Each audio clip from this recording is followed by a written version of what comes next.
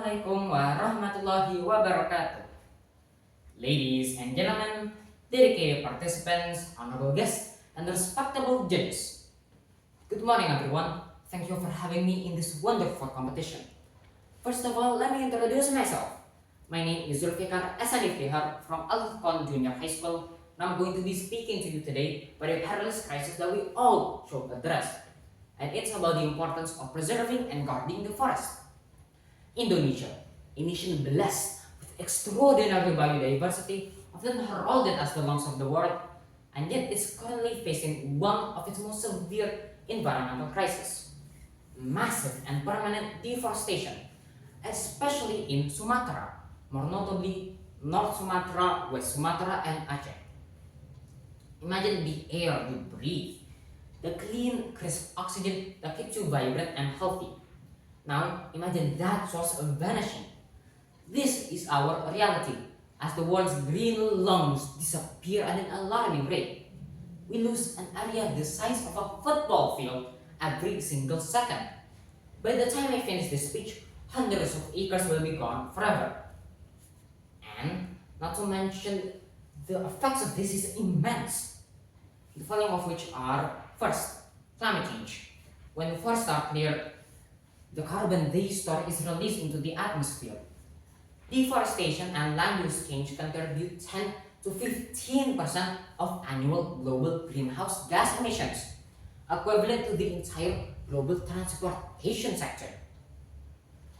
Second, biodiversity loss. Forests house over half the world's land animals. Their destruction fragments ecosystems, driving an unbelievable amount of species to the brink of extinction, if not already. Third, and of course, human impact. Millions depend on these forests, yet their loss leads to soil erosion and disrupted water cycles.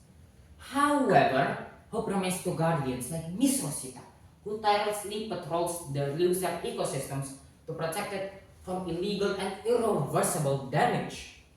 Her bravery reminds us that we are not helpless, not hopeless. We are the frontline defenders of our own future. Al-Baqarah, verse 60.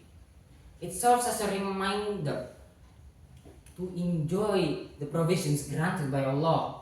Do not cause harm on the earth, spreading corruption.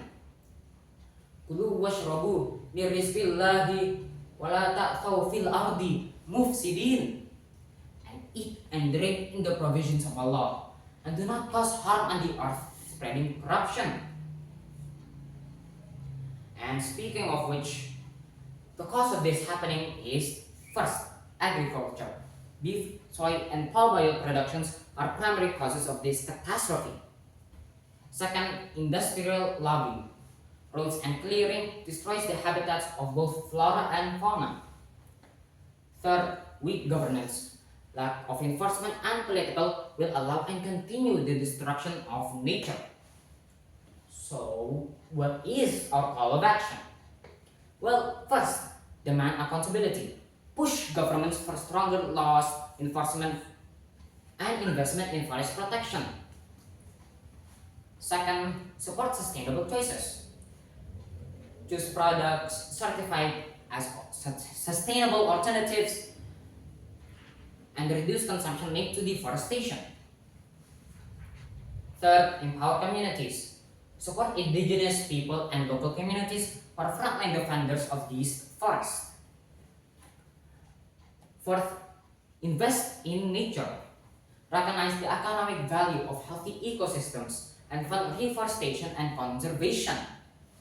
Finally, and most importantly, shift our mindset.